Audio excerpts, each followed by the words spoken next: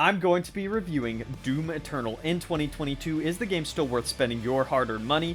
And more importantly, your time? Let's go ahead and get into it. Doom Eternal is a fast-paced first-person shooter that picks up right off where Doom 2016 left off. You continue the crusade of the Doomslayer against the demons of hell that are now invading Earth. Your objective is to find and destroy the sources of the demonic invasion and save humanity.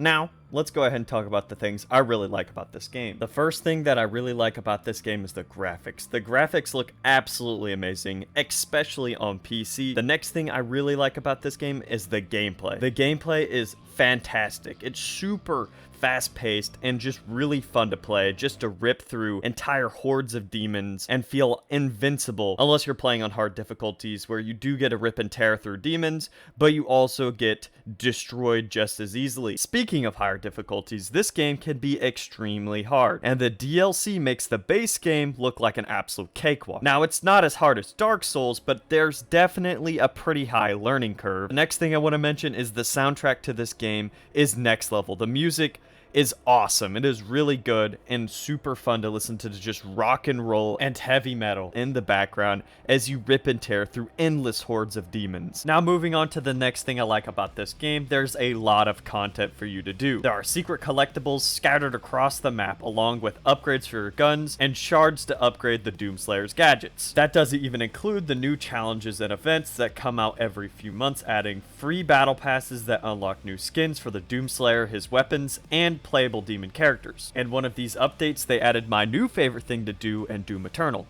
Horde Mode. In Horde Mode, you go from arena to arena facing hordes of demons in 3 to 4 waves. Once you beat an arena, you unlock one of the mini Doomslayer weapons at random, then go into a parkour minigame or some sort of bonus stage collecting a lot of extra points for you to rack up your high score. Now let's go ahead and talk about the things I dislike about this game. The first thing being battle mode, which is the online PvP aspect of this game. There are 2 player-controlled demons and 1 Doomslayer, so it's a 2v1, and you fight for 5 rounds or until someone wins. Now that really sounds fun, but in my experience, the Doomslayer nearly always wins.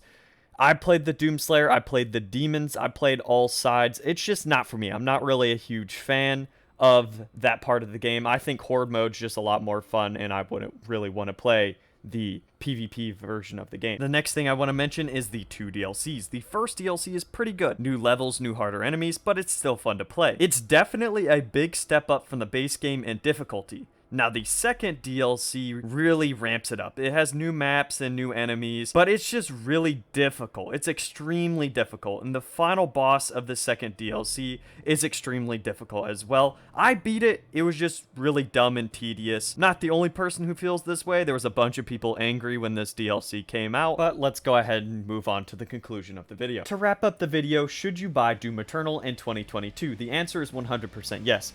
The base game, my rating for the game is 10 out of 10.